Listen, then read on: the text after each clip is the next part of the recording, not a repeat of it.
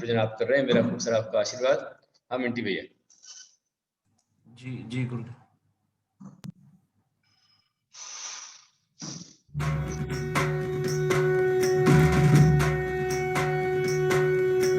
तुभ्यं नमोस्तु हे धर्म सूर्य, तुभ्यं नमोस्तु वात्सल्य सिंधु, तुभ्यं नमोस्तु हे प्रज्ञा योगी, तुभ्यं नमोस्तु हे ज्ञान योगी।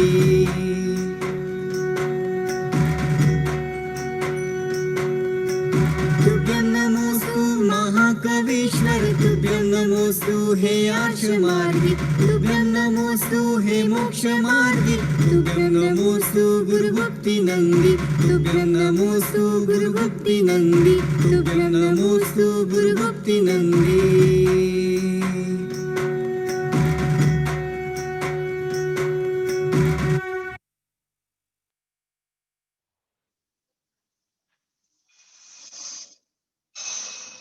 जी हाँ आप सभी को आशीर्वाद। मिंटी बहन आपको सूचना दी होगी कि आगे अपने को नवरात्रि का विधान करना है, तो विधान में आपको सुतक पातक का दोष ना लगे, ऐसे कंकड़ बंधन करना है। कंकड़ आप लेके आए क्या सभी? अपने साथ लेके रख लीजिए, अभी और सब लोग आ जाएंगे और क्लास समाप्त होने के पहले मुझे याद दिला देना, तो उससे आप कंकड़ बंधन में करा दूंगा आपको, अभी भी करा दूंगा। और जब अभी नहीं लेके आए हो तो शाम को 6:30 बजे की क्लास में जो होता है अपने गुरु भक्ति, उसमें आप लेके आ जाइए, तब भी हम करा देंगे आपके लिए। आइए हम चल रहे थे मोक्ष शास्त्र की ओर। कल हमने पढ़ा था अल्प आरंभ नाम मनुष्य, अर्थात अल्प आरंभ परिग्रह जो है मनुष्य पर्याय के लिए कारण है। मनुष्य पर्याय में कौन जाता है? जिसका अल्प आरंभ है। अल्प आरंभ से सारी क्रियाएं बहुत सरल हुई इसमें, और अल्प परिग्रह हो, स्वामी विनम्रता, भद्र प्रकृति का होना, सरल व्यवहार होना, इससे मनुष्य आयु का आश्रय होता है। और कुछ भी ना करे, समय दर्शन प्राप्त नहीं किया, रत्न से प्राप्त नहीं की, स्वभाव मृदु है, तो वह मनुष्य बन सकता है। कंकण लेके आना है, जो कंकण रात में आपके हाथ में बनता है, कंकण सूत्र बोलते हैं, कलावा बोलते हैं, रक्षा सूत्र बोलते हैं, जो भी है आप लेके आ जाइए। स्वभाव मार्दवंश अगला सूत्र है, और भी बोलिए। स्वभाव मार्दवंश।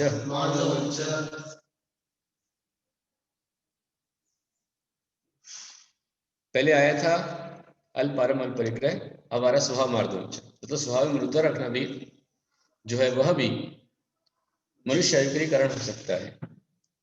किसी के उपदेश के बिना परिणामों की जो कोमलता है, वो कोमलता मनुष्य आयु के आश्रय कारण बन सकती है। मतलब कुल मिलाकर के जीव जितना शांत रहेगा उतनी प्रगति करेगा। स्वभाव की मृदुता समझाए बुझाए बिना ही, देखो मिथ्या दर्शन सहित है, मिथ्यात्व है, लेकिन ज्ञानवान और विवेकवान है तो मनुष्य आयु में जा सकता है। सरल और मृदु स्वभावी हो तो मनुष्य आयु मिलेगी। अल्प और क्षणिक क्रोध है, क्रोध पर अल्प क्षणिक है, और विशेष गुणी पुरुषार्थ व्यवहार रख रहा है। जीवों के घात कुकर्म से निवृत्ति रखना, कुकर्म करेगा जीव घात करेगा। ईर्ष्या रहित तना होगा, ईर्ष्या नहीं होगी। अल्प संक्लेश भाव होगा, संक्लेश पर अल्प रहेगा, और देव शास्त्र के प्रधान अलग से रखता रहेगा। कापत पितलेशक का परिणाम है, और शुभ या अशुभ ध्यान पूर्वक मरण कर रहा है तो मनुष्य बन सकता है। वैसा इन कारणों से बनता है। ये सब कारण जो है मनुष्य आयु के लिए कारण बन जाते हैं। मिथ्यात्व सहित है फिर भी ज्ञानवान है तो मनुष्य आयु के लिए कारण बताया हुआ है।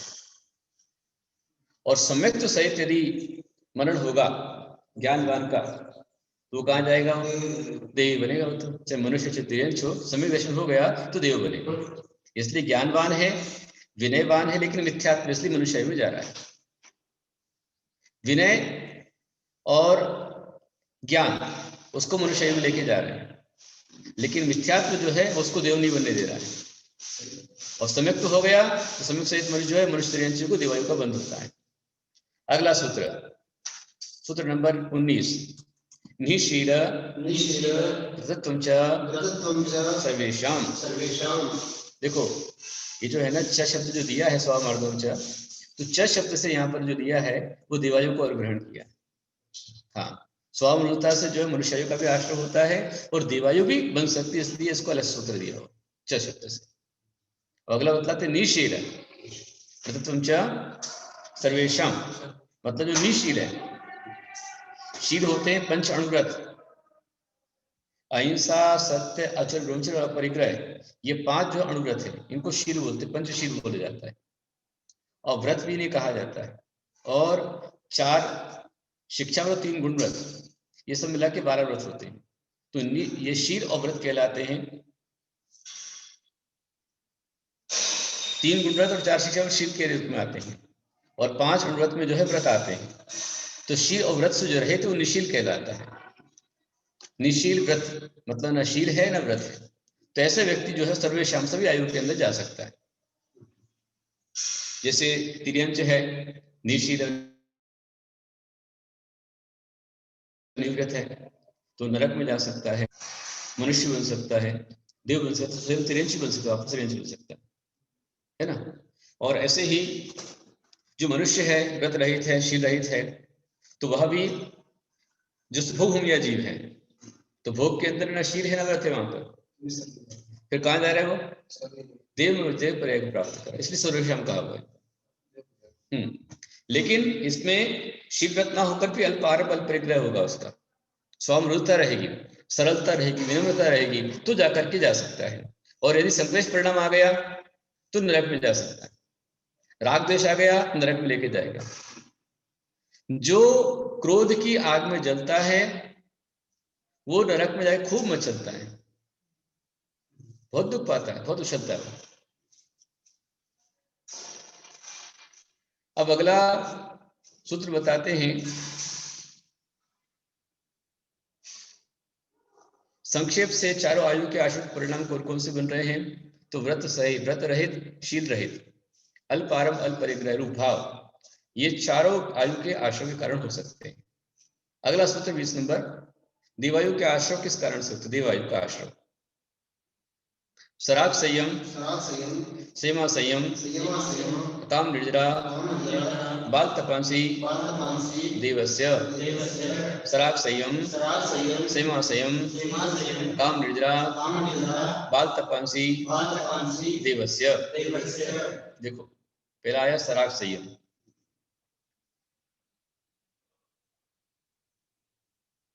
राग सहित जीव का संयम सराग संयम कहलाता है। राग संयम मतलब जिसके राग संयम सराग संयम है, जो महाव्रती है। और सेमा संयम तो यहाँ पर देश व्रत, पंचम गुण स्थान देश व्रत बन गया सेमा संयम। और अकाम निर्जरा, अकाम निर्जरा में कई समय तक भूखा रहा, प्यासा रहा, बहुत परिश्रम किया पर क्रोध संक्लेश नहीं किया, तो कर्म करते रहे, अकाम निर्जरा। बाल तपंसी और बाल तप, ये सब जो है देवायु के लिए कारण बनते हैं। सराग संयम मतलब महाव्रती का संयम, जो संसार के कारणों के त्याग प्रति उत्सुक है परंतु जिसमें अभी भी मन में राग के संस्कार नष्ट नहीं हुए, वो सराग है। और उसके साथ संयम पालन कर रहा है, प्राणी से पालन कर रहा है, इसलिए सराग संयम उसका हो गया। सीमा संयम मतलब संयम भी और असंयम भी है, कुछ असंयम कुछ संयम है, उसमें क्या पकड़ेंगे। बाल तब जो करते हैं हाँ कषाय भी खूब रहती है, हाँ फिर भी देव बन जाता है। नहीं, कषाय रहेगी तब नहीं होगा, कषाय ना हो तब होगा। बाल तप करने वाला व्यक्ति ऐसा व्यक्ति जैसे मदर टेरेसा, यदि उसने मांसाहार नहीं किया हो, शराब सेवन नहीं किया हो और पशुवध नहीं किया हो, जीव हिंसा नहीं की हो, और उसके बाद वो तपस्या कर रही है, मतलब उसने ब्रह्मचर्य का पालन किया, गृह त्याग किए, इतने लोगों की सेवा की, तो ये जो है अकाम निर्जरा हो जाती है, बाल तप हो जाता है। अब बाल तप में मतलब क्या है कि स्वभाव सरलता होनी चाहिए, स्वभाव शांत होना चाहिए। यदि क्रोध कर रहा है, उग्रता है, तो उग्रता पतंग कारण बन जाएगी। हाँ, क्रोध करने वाला व्यक्ति देव पर्याय में जाना मुश्किल है उसके लिए, संयम और असंयम को संयम असंयम कहते हैं। जिस व्रत में स्थावर की हिंसा से अविरत है और त्रस हिंसा से विरत, मैंने कहा था ना, त्रस हिंसा को त्याग व्रथा था वर्ण सहारे, पर बदकार कठोर निंद नहीं बयन उचारे, जलमति का बिन और नाही कछ बहे अदत्ता, निज बनिता बिन सकल नारी सो रहे बिरत्ता, अपनी शक्ति विचार परिग्रह थोरो राखे, दश दिश गमन प्रमाण ठानत सीमन नाखे। ये जो व्रतों का पालन है, त्रस हिंसा को त्याग वृथा था वर्ण सहारे, त्रस हिंसा का त्याग है और वृथा में स्थावर की हिंसा नहीं कर रहा है। तो जिसको स्थावर हिंसा का त्याग नहीं है और त्रस हिंसा का त्याग है तो वो वीरता विरत कहलाता है। अकाम निर्जरा, बिना इच्छा की जो निर्जरा होती है वो अकाम निर्जरा कहलाती है। जैसे परवश हो, कारागृह में रस्सी आदि से बांध कर रखने पर जो भूख प्यास की वेदना सहनी पड़ती है, ब्रह्मचर्य का पालन करना पड़ता है न चाह करके भी, मलमूत्र को रोकना पड़ता है, संताप आदि होता है, तो ये सब अकाम निर्जरा है। घोड़ा बंधा हुआ है भूखा प्यासा, अकाम निर्जरा हो जाती है। भूखा है, प्यासा है, खड़ा हुआ है, जानवर खड़े हुए, नहीं मिल रहा हमको, सहन कर रहे हैं वहां पर, तो जो सहन कर रहे हैं वो अकाम निर्जरा में कारण बनता है। ऐसे में देवायु हो सकती है। अब बाल तक मिथ्यात्व के साथ मोक्ष मार्ग उपयोगी न पड़ने वाले काय क्लेश बहुल माया से व्रतों को धारण करना है, बाल तप कहलाता है। जितना भी है, सम्यक दर्शन, सम्यक ज्ञान, सम्यक चरित्र सहित जो भी तप है बाल तप में आए, किसी का भी हो, चाहे किसी का भी हो। तो ऐसे बाल तप से अथवा जीव अजीव के स्वरूप को जिसने नहीं जाना है, ऐसे तत्व ज्ञान शून्य जीवों का तप बाल तप कहलाता है। जैसे मिथ्या दृष्टि, तापस, सन्यासी, पाशुपत, परिव्राजक, एक दंडी, त्रिदंडी, परमहंस आदि जो भी होते हैं, इन सब का तप बाल तप है। बाल और तप, बाल का मतलब मिथ्यात्व है, तो मिथ्यात्व के साथ जो तप उसको बाल तप कहा जाता है। उसमें कोई भी हो सकता है। हाँ, मुनि मुद्रा है पर समय दर्शन नहीं है, जिनवाणी पर श्रद्धा नहीं है, जिनवाणी के विपरीत खड़े हो जाते हैं, पर तपस्या विपरीत नहीं खड़े हुए, सिर्फ मिथ्यात्व पर श्रद्धा नहीं है और तप कर रहे हैं तो बाल तप हो जाएगा। लेकिन जिनवाणी के विरोध में खड़े हो रहे हैं, धर्म के विरोध में खड़े, गुरु के विरोध में खड़े हो रहे हैं, तब तो उसको दुर्गति हो जाएगी। हाँ, देवी देवताओं का तिरस्कार, अपमान करना, क्षेत्रपाल को मिथ्या दृष्टि कहना, धर्मात्मा गुरु पर लांछन लगाना, जिनेंद्र भगवान की वाणी पर संशय करना और पुराने आचार्यों पर दोषारोपण करना, उनको जनाभात बताना, ये सब जो है ये कुकर्म है और ये पतन करा देगा। ये देव पर प्रेम लेके नहीं जाएगा, उसको अधोगति हो जाएगी। बाल का अर्थ मिथ्यात्व और तप मतलब पतन से जो बचाए वो तप, तो मिथ्या सहित तो बाल तप कहलाता है। तप क्या है? तप तो संवर और निर्जला के लिए कारण बनता है, परंतु सम्यक दृष्टि का तप जो है यदि हो तो संवर निर्जला कराएगा, और मिथ्या दृष्टि का ये तप है तो वो तो और संसार का बंधन ही कराएगा, उससे कर्म निर्जला नहीं होगी, अकाम निर्जला होगी, जो पुनः नए कर्म को बांध के जाएगी, ऐसी निर्जला होती है। तो इस तरह से सराग संयम, संयम संयम, अकाम निर्जरा और बाल तप ये देवायु के लिए कारण है। इसके अलावा और कौन सा कारण है तो बतलाते हैं 11-21 नंबर सूत्र में, सम्यक्त्वं च, सम्यक्त्वं च, सम्यक्त्व ही देवायु के लिए कारण है। बिल्कुल, लेकिन किसके लिए? मनुष्य और त्रियंश के लिए। मनुष्य और त्रियंश हैं, उनको सम्यक्त्व से देवायु की प्राप्ति हो सकती है। सम्यक दृष्टि केवल सम्यक्त और अनुव्रत महाव्रत आदि से देवायु को बांधता है, और मिथ्या दृष्टि अज्ञान रूपी अनुव्रत पालन करता है, अनुव्रत है, अज्ञानता के साथ में महाव्रत है, और बाल तक और अकाम निर्जला तो देवायु को बांध देता है।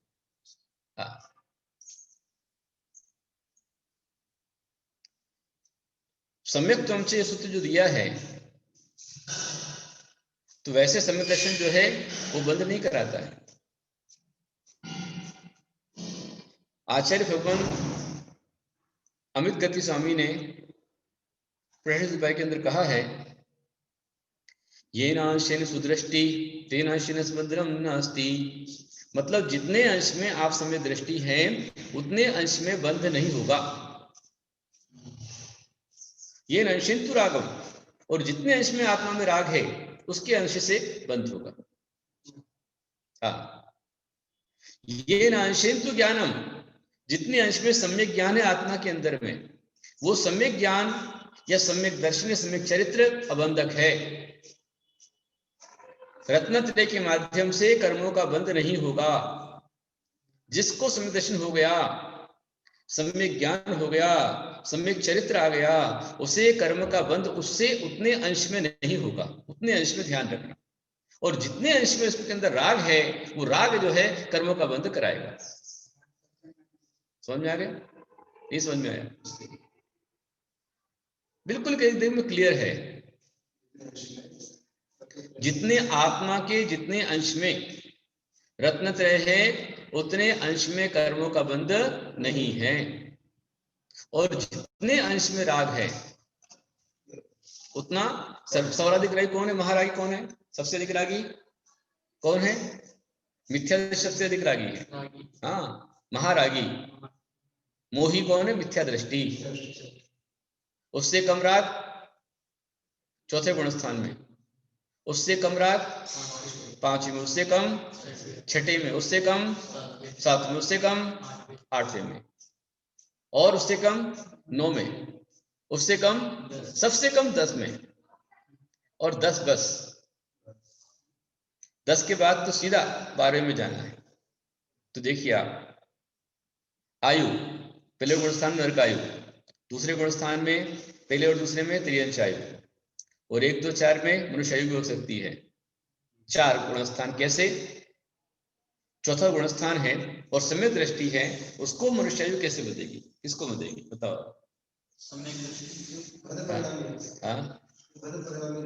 बदले परिणाम तो है। थोड़ा सा और सोचो विचारो, बुद्धि को थोड़ा। चौथा गुण स्थान, अरे उसको चार्ट खुला रहने भैया, चार्ट अच्छा है वो, वर्णित वत्सल जो भी है चार्ट खुला रहने। पहला, दूसरा और चौथा, इन गुण स्थानों से भी देवायु का बंध हो सकता है।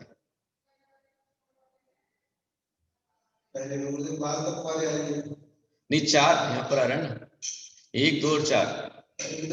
हाँ,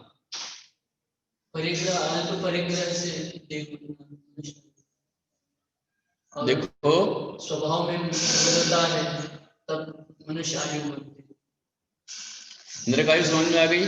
पहले नरकायु का बंध पहले गुण स्थान में, और पहले और दूसरे त्रिंश आयु का भी बंध है। पहले और दूसरे में, चौथे में मनुष्य आयु का बंध है। तो चौथा जो मनुष्य आयु का लिया हुआ है बंध, वो कारण जो है मनुष्य अपेक्षा से भी है, और नार के त्रिंश अपेक्षा से भी है, और देव अपेक्षा भी है। ये समझ के चलो। जैसे मनुष्य, उसने पहले मनुष्य आयु का बंध कर लिया और फिर समय दर्शन प्राप्त किया, तो कहाँ जाएगा वो? मनुष्य आयु बंद कर लिया, फिर बाद में समय दर्शन प्राप्त किया तो भोग में, हाँ मनुष्य बनेगा ना, मतलब देव तो नहीं बनेगा, नार के त्रिंश तो नहीं होगा। अब ऐसे ही किसी त्रियंच ने त्रिंश आयु का बंध कर लिया और फिर समय दर्शन प्राप्त किया,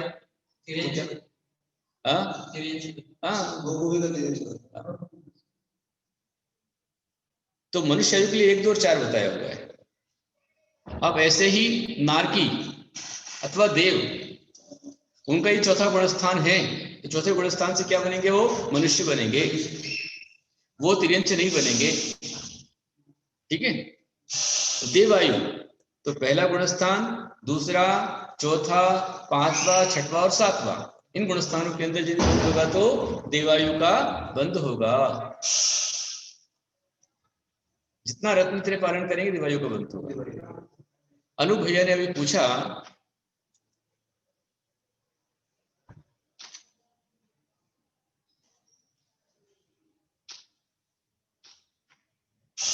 ग्यारहवें गुण स्थान में क्षीण मोह रहेगा या नहीं? 11वां गुण स्थान जो आप कह रहे हो ना, तो 11वें गुण स्थान को बोलेंगे उपशांत मोह। क्षीण मोह कदापि नहीं हो सकता 11वें गुण स्थान में, उसको बोलेंगे उपशांत मोह। क्योंकि 11वें गुण स्थान में जो जाता है वो 10वें गुण स्थान में जो मोह को उपशांत कर देता है, सूक्ष्म जो लोभ बचा हुआ है उसे भी जब शांत करता है तब वो 11 गुण स्थान, तो उसको तो उपशांत मोह कहते हैं, क्षीण मोह नहीं कहते। हाँ, वो आज थोड़ा विशेष चर्चा में तो समझ में आया आपको? 11वां गुण स्थान क्या नाम उसका? उपशांत मोह। और क्षीण मोह किसे कहेंगे? क्षीण मोह 12वां गुण स्थान है क्षीण मोह। हाँ, और एक बार हो गया तो नीचे नहीं आएगा। आगे बढ़ो ना, क्या लिखा है? नारकों और देवियों के, देवों नारकियों का सम्यक दिवाली के आश्रय कारण नहीं होता है, बिल्कुल नहीं होता है, सही बात।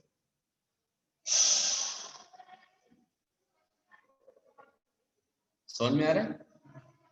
जो देव और नारकी हैं उनका सम्यक्त्व देवायु के लिए कारण कदापि नहीं हो सकता, क्योंकि देव मरकर पुनः देव नहीं बन सकता, नारकी मुना मरकर के नारकी नहीं बन सकता, नारकी मरकर के देव नहीं बन सकता, देव मरकर के नारकी नहीं बन सकता।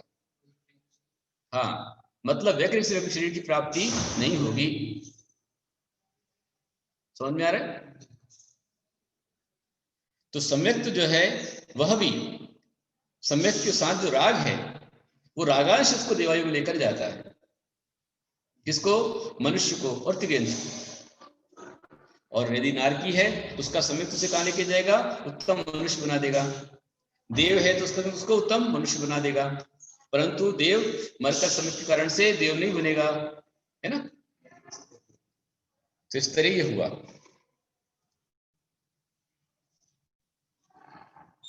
वो त्रिभाग जो निकाला ना आपने, उसको निकाल के रखोगे। आयु कर्म का आश्रव सब कर्म की तरह सदा होता है या कोई विशेषता है? आयु जो बन रही है ना, तो आचार्य भगवान कहते हैं कि जब तक जीव संसार में है तो एवरी टाइम, चाहे वीर गति में क्यों न रहे, हर समय जीव को कर्मों का बंध होता रहता है। कौन से कर्म? तो एक को छोड़ के बाकी 7, ज्ञानावर्णी, दर्शनावर्णी, मोहनीय, अंतराय, नाम, गोत्र, वेदनी, इन 7 कर्मों का बंध तो जीव निरंतर करता रहता है। लेकिन जो आयु कर्म है, उस आयु कर्म के अंतर्गत क्या होता है कि आयु कर्म का आश्रय सामान्य रूप से जीवन के त्रिभाग में से, अर्थात आयु के 2 भाग निकल जाने पर तीसरे भाग के प्रारंभ में होता है। जैसे किसी की आयु 81 वर्ष की है तो 81 में आप निकाल दीजिए, 54 निकाल दीजिए, है ना? 54 वर्ष निकलने के पश्चात जो 54 वर्ष खत्म हुआ और 55वां लगा, तो वहां उसकी शुरुआत में उसको कर्मबंध हो सकता है। यही तब नहीं बता, तो ऐसे 8 उत्कर्षण काल आते हैं। पहला हो गया 54 वर्ष, दूसरा यदि उसमें नहीं बना तो फिर वापस जो 27 वर्ष हैं उसमें 18 निकलने के बाद जो 9 वर्ष बचेंगे तब आयु बंद हो सकता है। और यदि 9वें वर्ष की शुरुआत, मतलब उसमें नहीं हुआ 18 के बाद में, तो फिर वापस जो बचे 9 वर्ष, उसमें से 6 वर्ष निकल जाने दो, तो उसके बाद में लास्ट के जो 3 बचे वहां पर हो सकता है। उन 3 में भी नहीं हो पाया तो 36 महीना है ना, 3 साल के, 24 महीने निकलने के पश्चात फिर जाके जहां पर आपका 25 महीने का वहां पर हो सकता है। वहां भी नहीं हुआ तो जो 12 महीने हैं उसमें से 8 माह निकलने के पश्चात 9वां महीना जहां लगेगा वहां पर हो सकता है।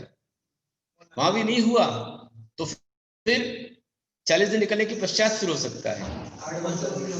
उसमें भी नहीं हुआ तो 13 दिन 20 घड़ी के पश्चात हो सकता है। ऐसे 1 2 3 4 5 6 7 8 ऑपरेशन काल आते हैं जिसमें आयु बंद हो सकता है। तो जिस अपने आयु बंद होता है उस समय क्या परिणाम आपके हैं? हाँ डैडी पांडे, आशीर्वाद, पांडे, कासलीवाल, सबका आशीर्वाद। सब पांडे से क्या? अच्छा, आप पंडिताई करो बाबा जी, आ जाओ। जी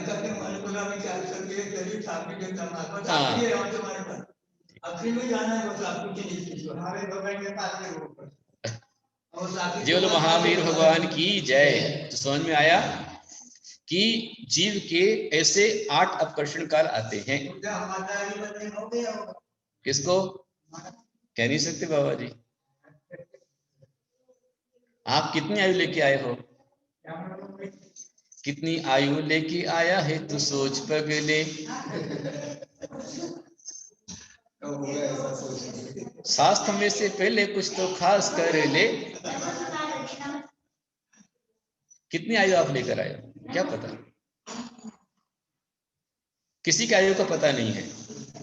इसलिए एक बात ध्यान रखें कि जो 7 कर्म हैं वो तो निरंतर बनते रहते हैं, पर आयु एक बार ही बनता है। यदि पहली बार बन गया तो फिर आगे जो 7 उसमें बनने की आवश्यकता नहीं। फिर उसको एक बार बन गया होगा, और नहीं बना तो दूसरा चांस आएगा, नहीं बना तो तीसरा आएगा, फिर चौथा, 5वां, 6वां, 7वां, 8वां, और इन 8वें भी नहीं बंद हुआ तो लास्ट में समाप्त होने के अंतर्मुहूर्त पहले आयु बंद हो जाएगा। पर वो आयु के समय जो परिणाम आपका रहेगा वही गति में आपको जाना पड़ेगा। बहुत अच्छा विषय है तो जी उसके अंदर वो निकल गया अभी। नहीं, हम तो बहुत आगे चले गए अभी। 21 सूत्र हो गए अभी तो हमारे। हाँ, अब 22वें की ओर हम बढ़ेंगे। तो इस तरह से ये आयुबंध जीव को 8 बार चांस आता है, और यदि वो आयुबंध 8 बार में नहीं हुआ तो जीवन के अंतिम मुहूर्त में हो सकता है, और जिस समय आयुबंध के समय आपके जो परिणाम रहेंगे उस गति में आपको जाना पड़ेगा। तीव्र क्रोध के साथ बंधा तो नरक आयु जलोगे, अहंकार के साथ बंधा तो तिर्यंच गति हो सकती है, तीव्र मायाचारी है और तिर्यंच गति हो सकती है, तीव्र लोभ है दुर्गति हो सकती है, और जिसके अंदर सम्यक दर्शन है तो वो देवायु में जा सकता है। और स्वभाव में क्रोध नहीं, मान नहीं, माया नहीं, लोभ नहीं, पंचराम शांति पर त्याग नहीं है तो मनुष्य आयु में जा सकता है, और मायाचारी करेगा तो तिर्यंच आयु में जाएगा। तो इसलिए अपने परिणामों को संभालिए। किस समय हमको आयु बंद हो जाए पता नहीं, कितनी आयु हमारी हमको पता नहीं। आयु पूरी हुई कि अकाल मरण हुआ हम कुछ नहीं कह सकते। आयु बंद होते वक्त हमें समझता है क्या? केवल ज्ञान गम्य। हाँ, लेकिन एक बार आयु बंद हो गया, जैसे जीव को नरक आयु का बंद हो गया तो नरक आयु बंधने के पश्चात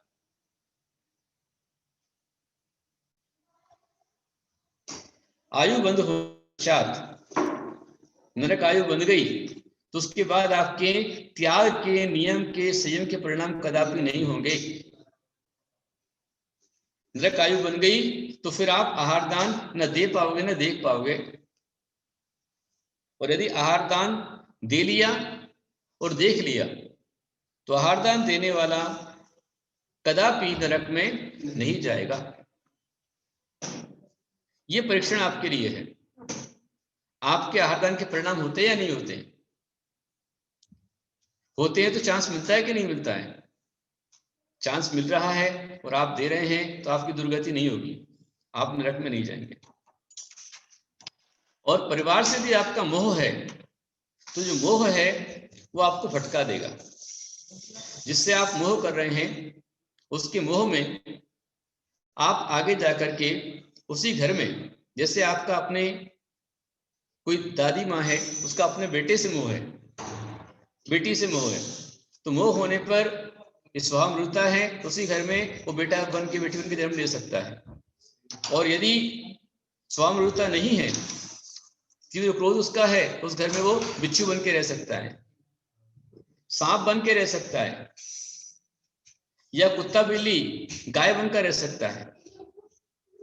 इसलिए परीक्षण करने का कोई रास्ता नहीं, एक ही रास्ता सबसे बड़ा है कि अपने को समदृष्टि बनाओ। आप यदि सम्यक दृष्टि बन गए, रत्नत्रय प्राप्त कर लिया, तो सम्यक दर्शन होने पर आप नरक में नहीं जाएंगे, देव आयु में ही जाएंगे। इसलिए परीक्षण के लिए अपने हमेशा जो है वो त्याग तपस्या करते रहिए, त्याग करते रहिए, तपस्या करते रहिए समयानुसार।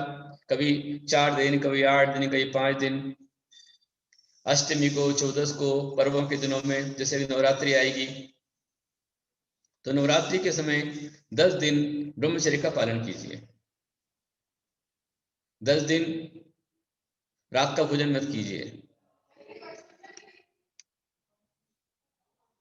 मनुष्य से पुनः मनुष्य गति हो तो क्या हो सकता है? बिल्कुल, मनुष्य से पुनः मनुष्य गति का बंध हो सकता है ना। अभी निश्चित सर्वेशाम, निशील और निवृत्त वाला है, व्रत और शील से रहित है, वो चारों गतियों में जा सकता है। नरक में भी जा सकता है, तिर्यंच में जा सकता है, मनुष्य में सब बन सकता है। तो फिर राजा श्रेणिक के भाव कैसे हुए धर्म ध्यान के? नहीं, राजा श्रेणिक ने जिस समय पहले नरक आयु का बंध कर लिया, तो नरक आयु का बंध करने के पश्चात उसको पश्चाताप हुआ, उसने खेद व्यक्त किया। तो खेद होने से उसको क्षायिक संदर्शन तो हो गया, क्षायिक संदृष्टि हो गया, 16 करण भावनों का चिंतन उसने कर लिया, तिथिंग प्रकृति का बंध कर लिया। लेकिन बिल्कुल बिल्कुल राजा श्रेणिक, श्रुतिका ने लिखा है कि राजा श्रेणिक नरक आयु का बंध होने के बाद भी समोषण में गया, बिल्कुल गया। नरक आयु बंद होने के बाद समोषण में जाने का निषेध नहीं है। समोषण में जा सकता है, भगवान के मंदिर में जा सकता है, अभिषेक और पूजन भी कर सकता है, परंतु नरक आयु बंद होने के पश्चात किसी प्रकार का भी नियम का, संयम का, त्याग का भाव नहीं होगा। वो पंचव्रत ग्रहण नहीं कर पाएगा और नरक आयु बंद होने के पश्चात वह दिगंबर गुरु का आहार दान न दे पाएगा, न देख पाएगा। और जिसने देख लिया, दे लिया, वो नियम से नरक में नहीं जाएगा। नरक आयु बंद नहीं हुआ होगा तो ही आहार दान दे पाएगा और देख पाएगा। बहुत बड़ा महत्व है आहार दान का। एक आहार दान आपको तिर्यंच गति से बचा लेता है।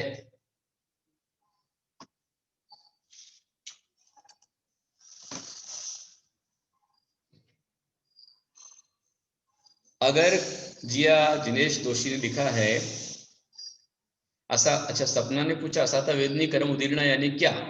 ये आप कहां से लेके आए भाई? असाता वेदनी कर्म उदीर्णा, ये तो भी 8वें अध्याय में आएगा अभी।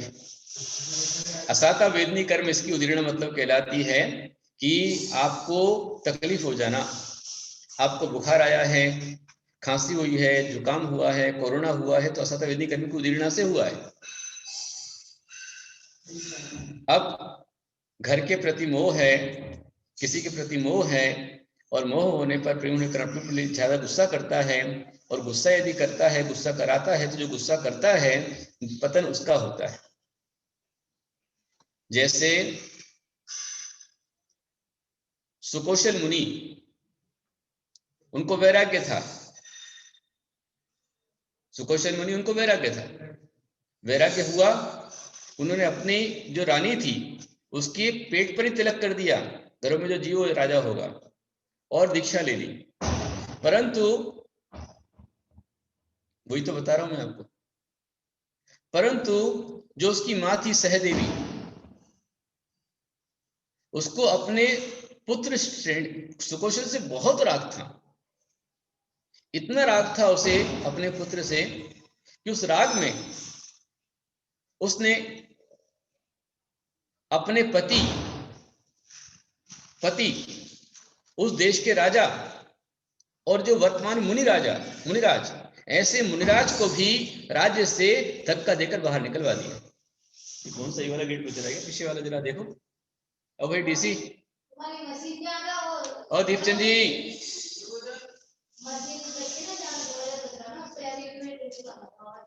बड़ाबड़ हो रहा है, बंद करो, शांति करो। तो आपका जो राग है वो राग अतिराग पतन आपका ही कराएगा। गौतम स्वामी ने भगवान महावीर से पूछा कि भगवान, मैं आपके पास आकर दीक्षा लिया और दीक्षा लेने के पश्चात आज 30 साल हो गए, पर मुझे केवल ज्ञान क्यों नहीं हो रहा है? मेरे बाद और बहुत सारे शिष्य आए, वो आकर आपके पास दीक्षा ले लिए, मुनि बन गए, वो केवल ज्ञान हो गया, मैं अटका हूं। तो महावीर स्वामी ने कहा कि हे श्रेणिक, जब तक तेरा मेरे प्रति राग है, अनुराग है, हाँ हे गौतम, जब तक मेरे प्रति तेरा अनुराग है तब तक तेरे केवल ज्ञान नहीं होगा। उसी दिन ही गौतम स्वामी अपने गुरु महावीर स्वामी के पास से दूसरे स्थान पर चले गए। पावापुरी में निर्माण हो रहा है और वो बैठे हुए हैं गुड़ावा के अंदर, गुड़ावा में, पास में ही है, 12 किलोमीटर पर है। और सुबह सुबह 3-4 बजे के प्रत्युष काल में महावीर स्वामी केवल ज्ञान होता है, और शाम के समय गौतम स्वामी को, हाँ उनको मोक्ष होता है, मिच्छामि दुक्कडम, महावीर स्वामी को मोक्ष होता है, और उसी शाम को गौतम स्वामी को केवल ज्ञान की प्राप्ति हो जाती है। उनका राग छूट गया, हो गया। ऐसे ही जिसका जिससे राग है, इनके बतलाते हैं भागवत में कि एक राजा था, उसको अपने हिरण से मोह था, हिरण का विकल्प था, एक ऋषि था, उसको हिरण से विकल्प था, तो वो कि हिरण ही बन गया। जिसने जिंदगी भर गुरु को आहार दिया है, लेकिन जिसे लास्ट टाइम नमोकार नहीं मिला, तो वो कौन सी गति में जाएगा? बिल्कुल क्लियर है। गुरुदेव अदर हर्ष गडेकर ने लिखा है, गुरुदेव, अदर कास्ट के लोग आहार दे नहीं सकते, दान नहीं देखते, तो वो सब नरक गति के पात्र है क्या? मैंने कब कहा ये सब? अभी पहले आ चुका है कि निशील और निव्रत, जिसके पास शील और व्रत नहीं है, वो चारों गति में जा सकते। प्राय करके हमारे जितने भी सैनिक हैं, जो देश के लिए लड़ते लड़ते मरते हैं, देश की रक्षा के लिए मरते हैं, वो सब के सब नियम से देवगति में जाते हैं। एक भी देश की रक्षा करने वाला सैनिक, चाहे वो हमारे भारत का हो, चाहे वो कहीं का हो, जो अपने देश की रक्षा के लिए लड़ रहा है, वो नरक में नहीं जाएगा, वो देवगति में जाएगा। और जो दूसरे देश पर आक्रमण कर रहा है, अतिक्रमण कर रहा है, परेशान करने जा रहा है, कब्जा कर रहा है, ऐसा जो मरेगा तो नरक में जाएगा। बिल्कुल, क्योंकि संकल्प हिंसा हो गई ना। जैसे चाइना के लोग हमारे देश की सीमा को हड़पते हैं, पाकिस्तान के लोग हमारी सीमा पर कब्जा करना चाहते हैं, इसलिए बम वगैरह फेंकते रहते हैं। तो ऐसे लोग जो हैं, जो संकल्प हिंसा कर रहे हैं, वो कहां जाएंगे? नरक में जाएंगे। परंतु अपने देश की रक्षा के लिए सैनिक आगे बढ़ रहा है और आगे जाकर युद्ध कर रहा है, और हजारों लोग भी उसके द्वारा मर गए, तो भी उसकी वीरगति होगी, उसको देव पर्याय मिलेगी, क्योंकि उसका भाव मारने का नहीं, उसका विरोध करने का है, देश की रक्षा का भाव है। जो लोग खड़े हैं हमारी भारत की सीमाओं के चारों ओर सैनिक, इस भारत क्षेत्र में जितने भी तीर्थंकरों के मंदिर हैं, तीर्थ क्षेत्र हैं, आचार्य मुनि साधु हैं, और संपूर्ण 135 अरब की जनसंख्या है, जो करोड़ की संख्या है, उस सारे जीवों को बचाने का भाव उनका होने के कारण से उनको दुर्गति नहीं होगी। समझ में आ रहा है? ये सीधा क्लियर है। आहार दान नहीं दे पा रहा है, पर आहार दान देख तो सकता है। यदि कोई अजय व्यक्ति आहार दान देखता है, जैसे राजा वज्रजंग थे, उन्होंने आहार दान दिया था, और रानी श्रीमती ने आहार दान दिया था, उनके साथ 4 मनुष्य और खड़े थे, वो देख रहे थे। वो 4 तिर्यंच और थे, व्याघ्र, बंदर, शुकर और नेवला, ये 4 प्राणी तिर्यंच और देख रहे थे। तो उनके देखने से भी वो कहां गए? सब भूमि के अंदर गए। वज्रजंग राजा ने आहार दिया था, पर व्रत नहीं थे उनके, त्याग नहीं था, और अकाम निर्जरा उनकी हुई थी। राजा का हुक्म है और लड़ रहा है, तो भी पाप का भागी बनेगा, क्योंकि वह संकल्प हिंसा के लिए जा रहा है। मोक्ष लक्ष्मी के ऊपर केवली भगवान हैं, और सरस्वती माता के ऊपर गणधर भगवान हैं। तो सरस्वती माता और मोक्ष लक्ष्मी माता को कपड़े पहना सकते हैं क्या उज्ज्वला सेठी? वो मोक्ष लक्ष्मी माता नहीं है, वो लक्ष्मी है, वो सरस्वती है, देवी की मूर्ति है। सरस्वती देवी रूप मानी गई है और लक्ष्मी भी देवी के रूप में विराजमान है। वो आपके यहाँ पर जो हमारे अकृत्रिम चैत्यालय होते हैं, वहां प्रत्येक जिन पत्ना के साथ में श्री देवी और शुद्ध देवी होती है। सनत कुमार श्रवण होते हैं, तो श्री देवी और शुद्ध देवी की रूप वो मूर्ति है, ना कि मोक्ष लक्ष्मी। वो लक्ष्मी है, सिर्फ वो प्रतीक है, इसलिए उसको कपड़े पहनाने में कोई दोष नहीं है। हाँ, जिन प्रतिमा जो उसकी उसको कपड़े नहीं पहनाना, ये ध्यान रखें। जैसे हमारे घर पद्मावती माता है, पद्मावती माता श्रृंगार किया जाता है, कपड़े पहनाए जाते हैं, लेकिन भगवान पार्वती में कपड़े नहीं पहनाए जाते। ठीक है।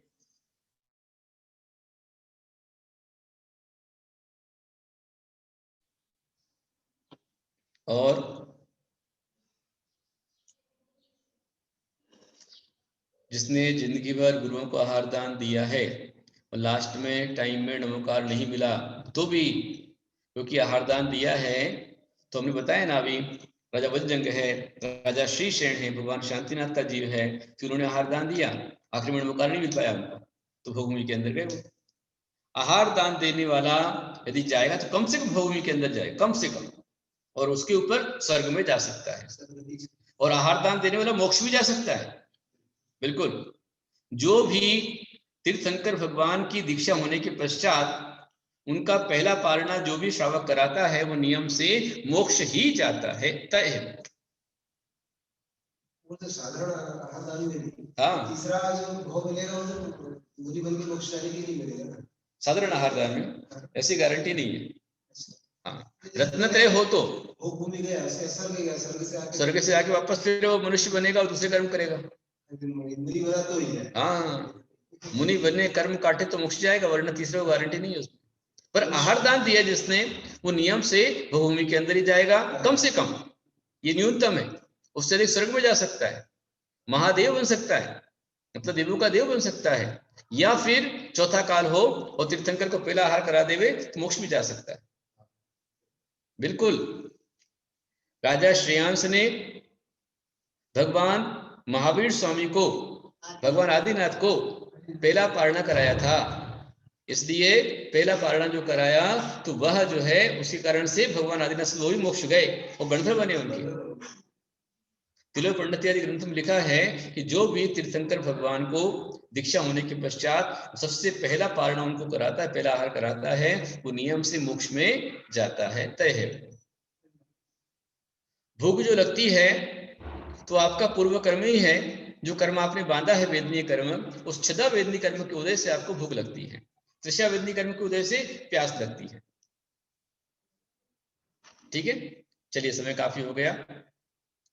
आज 3 सूत्र हुए हमारे, है ना। एक तो अपन ने स्वमार्गवंश किया, अल्पारम प्रवृत्तियों 17, 18, 19, 20, 21, ये हमारे सूत्र आज हो गए। अब 22 सूत्र कल हमारा चलेगा, तो आप तब समय पर बराबर तैयार रहें। और कंकड़ यदि आप लाए हो, कंकड़ लाए क्या आप सभी? कंकड़ हैं आपके? मिंटी, मुझे कुछ दिख नहीं रहा है किसी के वीडियो में, सिर्फ मैं दिख रहा हूं बस। जी जी गुरुदेव। किसी का भी वीडियो ऑन नहीं दिख रहा है, शायद सबके ऑडियो वीडियो ऑफ है। अच्छा, आप लोग कंकड़ लेके नहीं आए क्या अभी? कुछ कुछ लेकर आए हुए हैं, कौन कौन लेकर आया हुआ है? हाँ, तृप्ति जिनके पास दिख रहा है कंकड़, और हाँ, अपने अपने घरे बैठे आप लोग, उठाइए, लीजिए, पहन लीजिए, धारण कर लीजिए सभी लोग। जिनके पास कंकड़ हैं, नहीं है तो आज शाम को लेकर के आप आ जाइए, और जो अभी लेके आए हों वो अभी कंकड़ बांध लेंगे। कंकड़ लीजिए और एक दूसरे को पहनाइए, बांधिए। मैं आपको मंत्र दे रहा हूं, आप से में बोलते जाइए। ओम नमो अर्हते सर्वं रक्ष रक्ष हुम फट स्वाहा। ओम नमो अर्हते सर्वं रक्ष रक्ष हुम फट स्वाहा। ओम नमो अर्हते सर्वं रक्ष रक्ष हुम फट स्वाहा। ओम नमो अर्हते सर्वं रक्ष रक्ष हुम फट स्वाहा। ओम नमो अर्हते सर्वं रक्ष रक्ष हुम फट स्वाहा। ओम नमो अर्हते सर्वं रक्ष रक्ष हुम फट स्वाहा। ओम नमो अर्हते सर्वं रक्ष रक्ष हुम फट स्वाहा। तो ये आपका मंत्र हो गया है, इससे आप बांध दीजिए कंकड़। और कंकड़ बंधने के पश्चात ध्यान रखना है जिन कंकड़ जिन्होंने बांध लिया है तो पूरे परिवार को एक साथ बांधना चाहिए। पहली बात तो ये, यदि आपने अकेले एक ने बांधा है, अन्य लोगों ने नहीं बांधा है, तो सूतक का दोष आपको भी आएगा। इसलिए पूरा परिवार एक साथ बांधे। आप नहीं बांध पाए तो शाम को बांध दीजिए, शाम के टाइम कंकड़ लेकर आप आ जाइए और बांध दीजिए। हाँ, कल 14 है, 14 भी और 13 भी है, दोनों शामिल लेकर। आज 12 से, कल 13-14 से, और कहीं पर बता रहे हैं कि आज 12-13 से, कल 14 से। जहां जहां सूर्योदय अस्त का समय फर्क पड़ता है वहां पर इस तरह से थोड़ा डिफरेंट आ जाता है। कंकड़ आप सभी धारण कर लीजिए। कंकड़ बनने के पश्चात जो है किसी प्रकार की सूतक पातक यदि होता है तो सूतक पातक में उनको सूतक पातक में नहीं जाना है, वरना आपको दोष लगेगा। और व्रत कल आप कर सकते हैं, घर में हो गया तो सब आउट फिर उसमें से।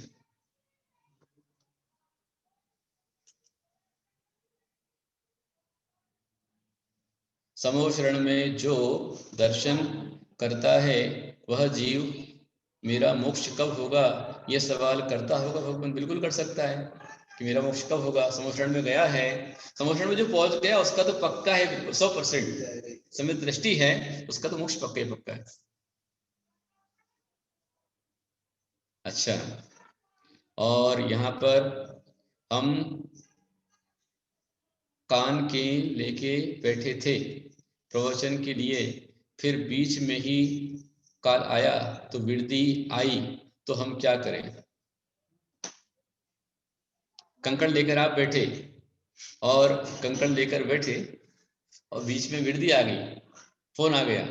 अब वृद्धि आ गई तो वृद्धि का पालन करो, कंकड़ में नहीं बताए तो। दीपा कपिल पहाड़े उनका फोन है, उनकी सूचना फोन आ गया, वृद्धि हो गई, तब तो वृद्धि पालनी पड़ेगी। और दिवाली ठीक है, तो अब जिनको वृद्धि नहीं लगी है, आगे वृद्धि ना लगे, तक ना लगे, इसके लिए अभी बांध दो। और नहीं बांध पा रहे तो अभी कंकड़ लेके आ देना, शाम को 6:30 बजे इकट्ठे होंगे तो आप बांध देना उस समय पर, ठीक है। जितना हो जाए उतना बच लीजिए अभी, और पूरे परिवार को बांधना पड़ेगा, इसका ध्यान रखें। हे जिनवाणी भारती तो हे ज्योतिर्दय जावाणी के ज्ञान दे सुचे कालो सर्वाणी विस्तृत सुधा दे तोड़ो देव भजो हरिहंत्रित गुरुसे मुनिर्गतया पालो सदा यही मुक्ति का मन धर्म कर संसार सुख धर्म कर निर्माण धर्म पद साधे नृत्य समान पंथ पर धरो अभिमान नहीं करो निंदा को निवारी है छोड़ो सब संसारी संग ध्यान रखो राचुरंग सुमति सो करियो संग बड़ो उपकारी है मुनि मन निर्मल जैसो है गंगा को जल काटा से कर्म बंधन अब तत्वधारी है संयमति करियो जप 12 विधि धारियो तप ऐसे मुनि राज सबको वंदना हमारी है ऐसे ऋषि राज सबको जिनके भी घर में वर्क चल रहा है दिवाली आदि का, वो अपनी सुरक्षा रखें।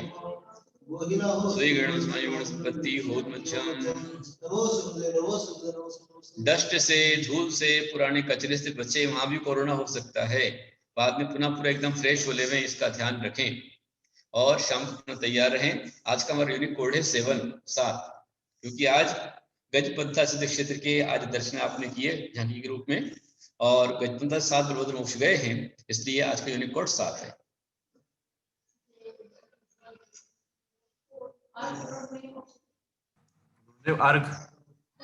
अर्घ नीरादिक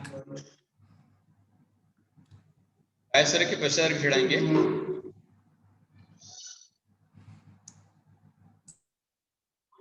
नीरगंध वस्त्र आदि अर्घ भाव से लिया, आपका विधान मात भक्ति भाव से किया। दिव्य देशना महान है जिनेश आपकी, माते अर्चना हरे प्रवंचना विभाव की, माते अर्चना हरे प्रवंचना विभाव की। ओम निर्वाणी माचरणे विजल फलादिर्गुण पामते स्वाहा। आचार्य कुंत सिंधु है वात्सल्य दिवाकर, आचार्य कनक नंदी है सद्ज्ञान दिवाकर। जिन धर्म का डंका बजाना जिनका है धर्म, भक्ति से भक्त बोल वंदे कुंत सागरम। जय जय जय गुरुदेव की, जय हो जय गुरुदेव की।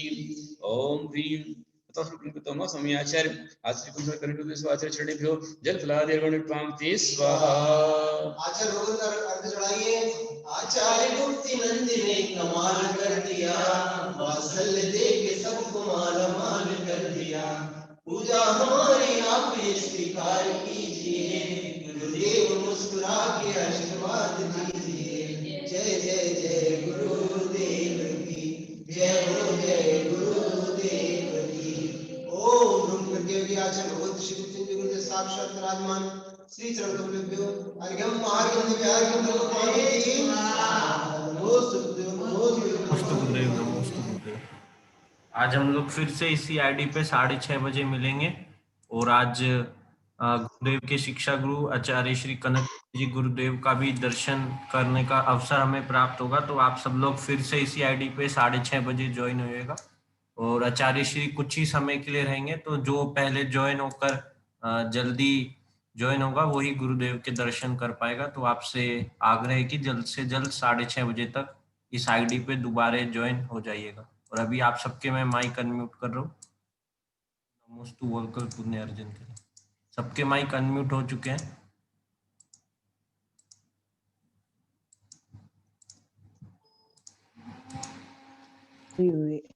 नमस्ते गुरुदेव वंदन। नमस्ते गुरुदेव। नमस्ते नमस्ते गुरुदेव। नमस्ते गुरुदेव। नमस्ते गुरुदेव। नमस्ते गुरुदेव। नमस्ते गुरुदेव। प्रज्ञा निगम बचन आचार्य श्री कुंज जी गुरुदेव की जय। सभी गुरु भक्तों को जय जय।